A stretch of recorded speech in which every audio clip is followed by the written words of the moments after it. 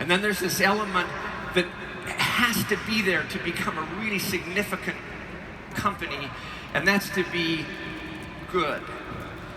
And sometimes when you say good, it's easy just to go, oh man, they're good. No, I mean, right now, if I had my way, I'd have everybody say good. I mean, just kind of suck the essence out of that word. But I know that the circles would all say, yes, I'll do it, and all the squares would go, no, I'm not gonna do it. You're not gonna make me do that. But we're becoming a good company, who we are, what we do, why we do it. And it's important for you to know that as you're here, you are the CEO of the company.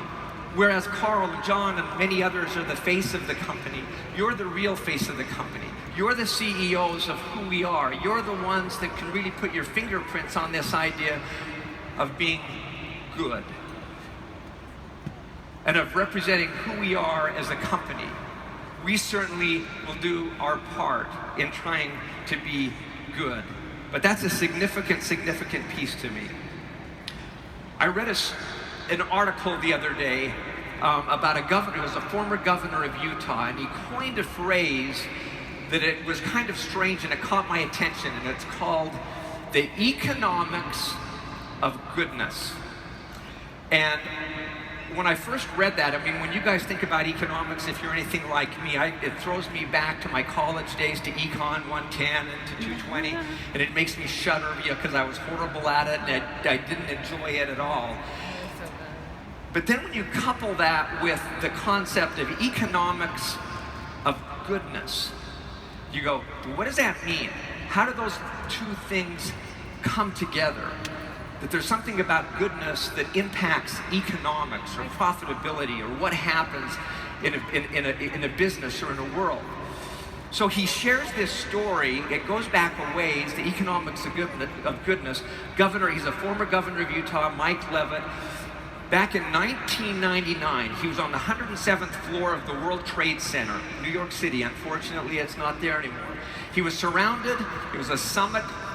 Not this kind of a summit, but it was a summit of some of the world's best economists, futurists, corporate leaders, government leaders.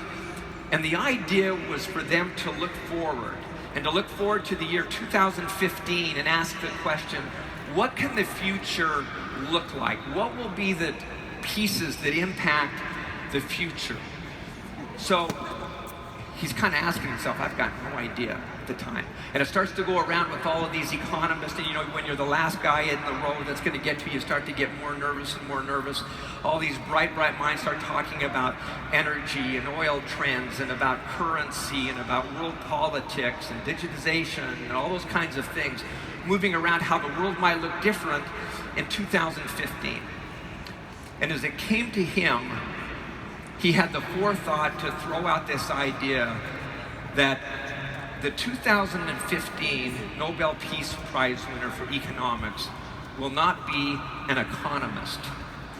It will be a sociologist who coins the phrase, who coins the idea, economics of goodness.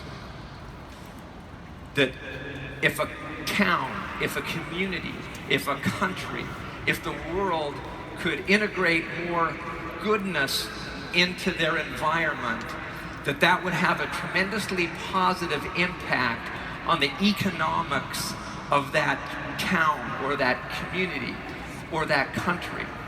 And he started to talk about that a little bit, and all of a sudden one of the economists he was a self-professed atheist.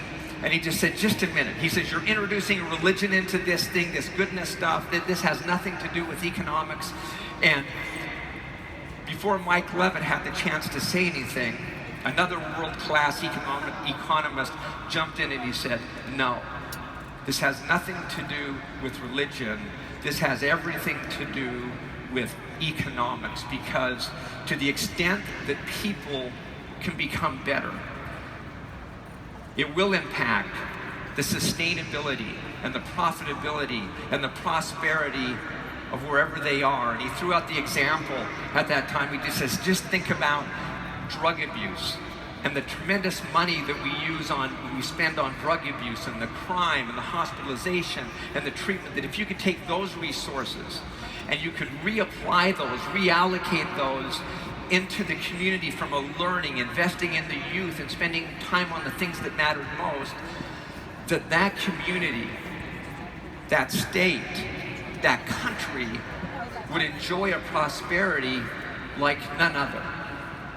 The economics of goodness. And as I read that, I thought, okay, so, and you're asking yourselves, what does that have to do with us here, Team Beachbody?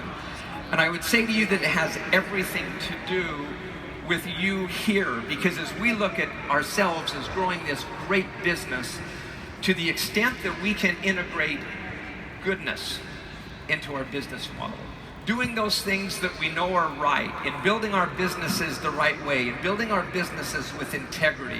You know, we've all learned these lessons over life of just the small lessons. And the thing that's cool about this is they're not these deep, deep lessons. They're just these lessons that we've all learned when we were, the kindergarten kids. That, the concept, those that work harder, try harder, typically are more successful than others, that we integrate that into our business. Those people that are kinder, that have more abundant mentality, that are the kind that are more giving, give people the benefit of the doubt. Those people, amazingly, tend to have more friends, have greater, deeper relationships than those that don't.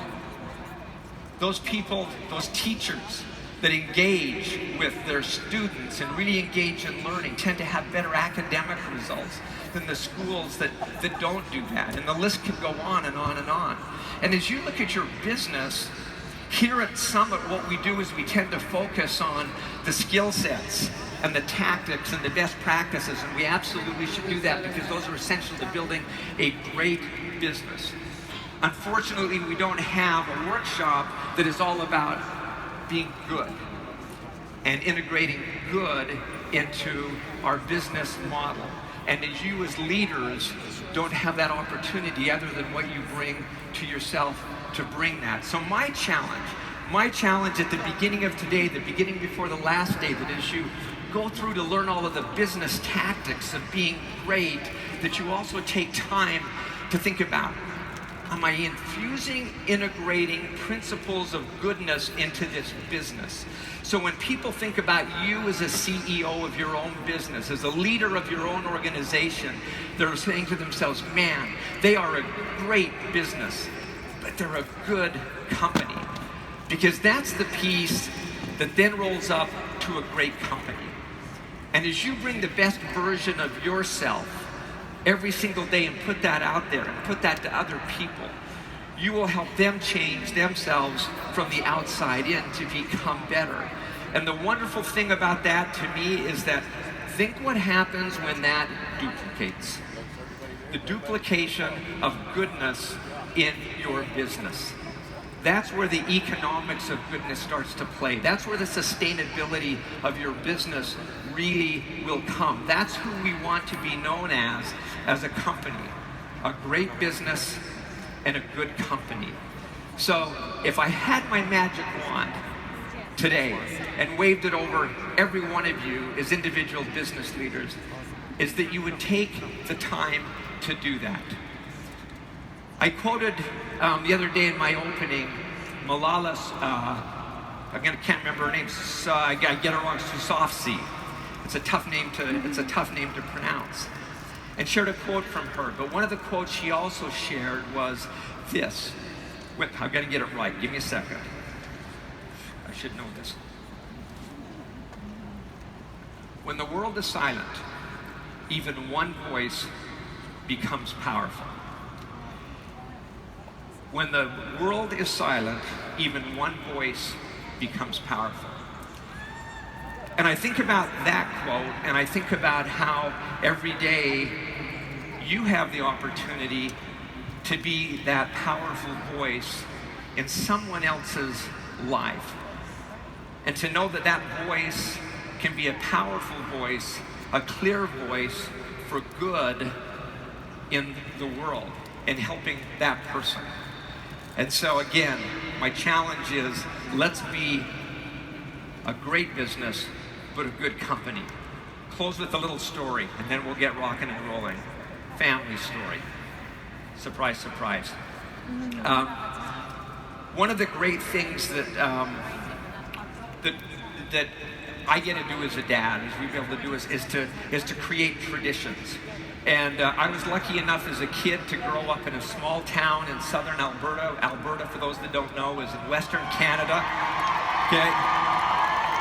The most educated group in the entire house, right there. They know where Alberta is. I love it. So I grew right up across the U.S.-Canadian border. We were a family. We didn't have a lot of money. We didn't know that we didn't have money. We were like everybody else. My dad worked hard, but one of the things that he did to sacrifice, one of the best investments he made in his life was he bought, when I was just a kid, a 14-foot ski boat. And it was a used ski boat. We thought, though, that it was like the most incredible boat in the world. And we spent every summer, we spent every moment that we could water skiing. Learn to water ski. Wakeboarding wasn't a thing there, so we would slalom and barefoot and do all sorts of things to try and kill ourselves. But what we got to do also is we would go every summer down to a little lake in Montana, right across the U.S.-Canadian border. And since I was that big, we've gone back to this lake every year. We'd spend a month there. We'd just water ski and just do the things that you do at a lake. And it's a tradition that we've tried to continue as a family and going back up there. Well, the family's gotten bigger. We continue to go back, and it gets chaotic, you can imagine.